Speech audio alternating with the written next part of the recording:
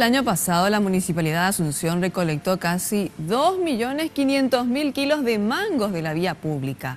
La fruta de estación comienza a aparecer y por eso se están tomando medidas de contingencia. Esta es la fruta que vamos a comenzar a ver en los próximos días y en los próximos meses, esparcidas por toda la ciudad de Asunción y también gran parte del país. Y nos preguntamos qué hacemos con ellas, si la comemos, la vendemos o las tiramos. Y para eso tengo una respuesta: el mango móvil. Poder recolectar la mayor cantidad de mango en temporada alta, ya diciembre, enero, parte de febrero, motivo por el cual hemos habilitado lo que sería más conocido como el mango móvil.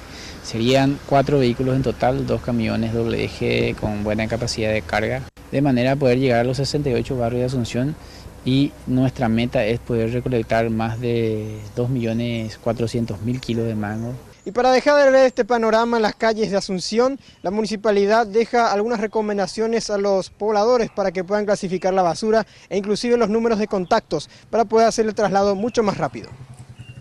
Solicitamos e instamos a la ciudadanía a embolsarlos de manera correcta y que no lo hagan en bolsas muy grandes, bien atadas, y los números habilitados para este servicio son el 0985-853-144, 0991-940-052 y el 0972-561-346.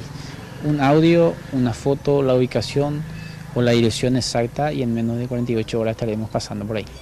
O sea, la frecuencia sería normal como el recolector de vehículo normal al mismo tiempo o en diferentes horarios. Sí, nosotros vamos a tener el servicio de reclamos 24 horas. El servicio de retiro de mango se va a hacer de 6 de la mañana a 18 horas.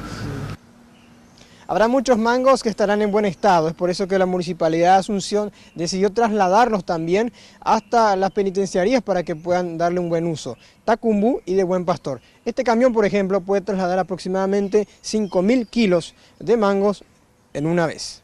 Sergio Valdés, Raguaraní.